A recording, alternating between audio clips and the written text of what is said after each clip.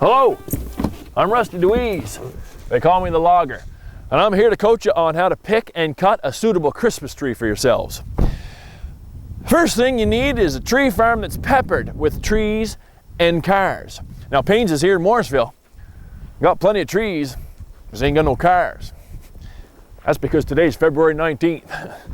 And though there are those people who want to get a good jump on putting their Christmas tree up in their houses, apparently President's Day is a bit too early. Important, you'll need a helping hand. Number one, to help lug. Number two, to fortify your decision. You know, picking a Christmas tree is an important thing. It's going to be up in your house for some of you 2-3 months. So you'll want it to be a proper one. And number three, you need someone to blame. You know, when you get that Christmas tree home and everybody takes a look at it and says, "Ah, what an ugly tree," you want to be able to say, "Well, she picked it." My helper is Monica COMMO. That's my goddaughter there. I want you to keep watching this video, so I know you fellers will, because she's pretty. And I know you ladies will, because you'll think, "Oh, how cute. It's his goddaughter." Come on. You see some? Let's go out here. That's good.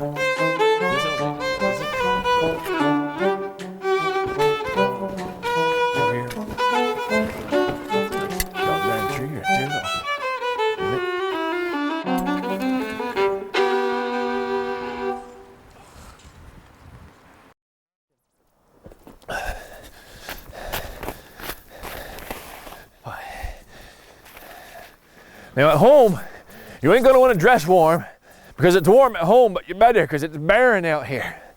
You're gonna want to throw on your extended underclothes because it's chilly. And picking the Christmas tree, just built same as picking the video at the video store. You're gonna end up picking the first one that you come to anyways, but it's gonna take you an hour and a half to figure that out. And something else. You're gonna want to bring with you a bunch of booger rags. Because I don't know what it is about picking Christmas trees, but it makes your nose run. You know, some bitchin' thing gonna run just about like a bear's bells after an apple crisp eating contest.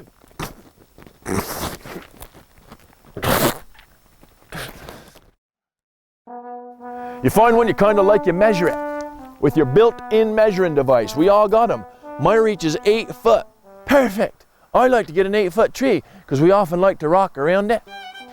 Bigger around this, just like this, measure it like this, come up to it, boom, like that. Before you leave your house, go up to the area where you're gonna put your tree, measure it for heightness wise, for bigger roundness wise, and remember them measurings, because when you get to the farm, you come right up to the tree, whoosh, fit it right in, just like finding a good woman. You size her up heightness, bigger roundness, and you're gonna wanna know where you're gonna put her when you get her home, because if she's only got 3 good sides, you wanna set her in the corner. Once you've found a tree that's the right size, the next 3 things you need to cipher on are freshness, fullness, and ruggedness of branch. Ah, look at that. Get it out of there. You cussed it. Let's go over there, some beauties over there. Now, freshness at an outdoor tree farm like Paynes is, that's a moot point. They're fresh. Smell them. You know, my Aunt Edda Crabapple, she uses the same Paynes' Christmas tree 2 years running. Halloween, she comes, nice one, sets it up. March comes, she takes that down, sticks it out in the front door yard. Halloween comes the next year, brings it back in, sets it up. Come March, she takes it down, shreds it, and turns it into smelly baby pillows. And don't even tell me about that, sticking the aspirin in the water to keep a tree fresh. That's stupid. That's Flatlandian. City folks do that. You know, you're supposed to gonna tell me that you're supposed to feed your jack-o'-lanterns Pepto-Bismol. God darn aspirin in the tree, and you're supposed to probably give your poinsettias kaopectate, fluff them up a little bit, stick your pine cones full of epinephrine. You know, these wild, crazy things that Martha Stewart will tell you and everything else to do, but just buy a nice tree and let her go. Tree fullness. What you do is take your helper, Monica, put a hunting shirt onto her, have her walk around back behind the tree, and if you can see through to that hunting shirt so much as you wouldn't want to shoot at her, you need a fuller tree. How often, December 28th, have you been sleeping in your bedroom, out in the tree room, you're hearing pop, pop, pop, ding, ding, ding, ding, ding, pop, smash. It, you know, sounds just about like a bunch of Weeblo scouts got loose in a rubber factory. Pop, pop, pop, pow, smash. Well, it's the balls falling off the tree branches and smashing on the ground. We bring our heaviest ornament, that gnome there, set it on that branch, and if that branch can hold that gnome, well, they can hold Raggedy Ann and Andy. You've taken care of size, freshness, fullness, and ruggedness of branch. Now, all you got to do is cut, lug, and load. Smelling that, huh?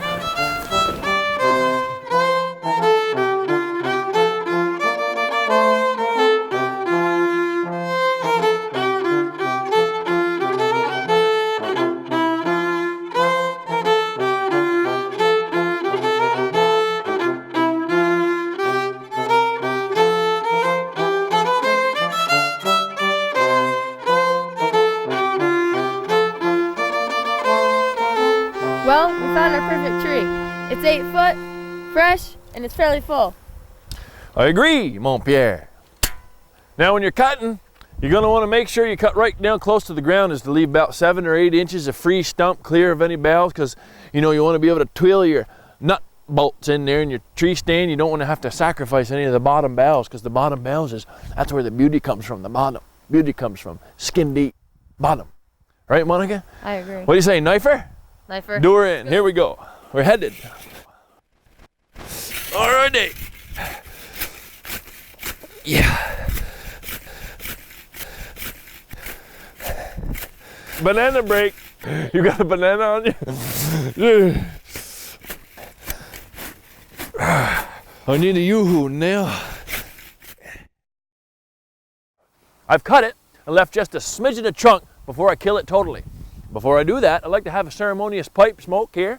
Send the prayers up to the clouds, you know, and a ceremonious Christmas carol. If you know the words, join in with me.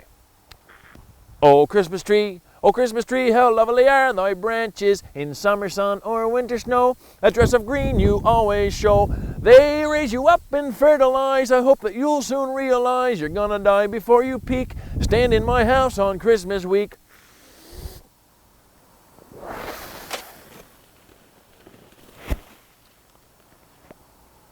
Timber.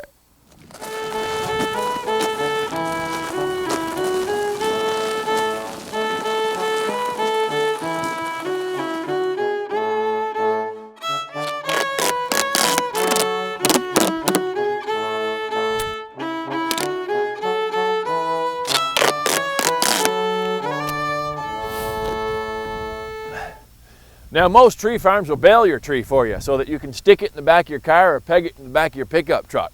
Of course, there ain't nobody here today to bale, and my pickup truck blew its power steering hose last night. You know when you turn the wheel and it goes like that?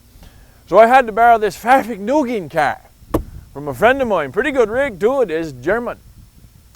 I hope that you might have picked up a pointer or two about how to choose and knife a proper Christmas tree for yourselves. And on behalf of my goddaughter, Monica COMMO, and me, I'd like to wish you and yours a very Merry Christmas and a Happy New Year. Bye.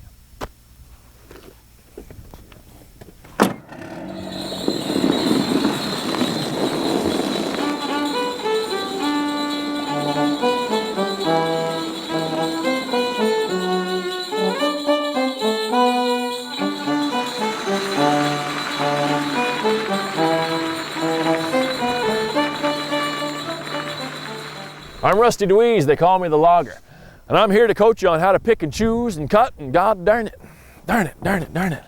And though there are those folks who like to get a good jump on putting their Christmas tree up in their cars, in their houses, excuse me, President's Day ain't one of them, or it's too early or something. Too bad, that was good.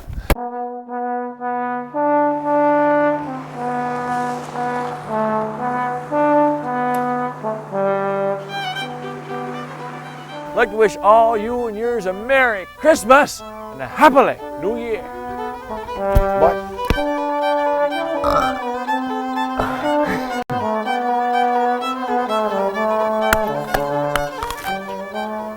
It's fresh and it's fairly full. Yeah, I agree with you, Monica. When you're cutting, I screwed up. I screwed up. You need a new tree, a fuller one. I know, I screwed up. If you'd like a written typed transcript of this program, rewind it, watch it a minute at a time, and type it yourself.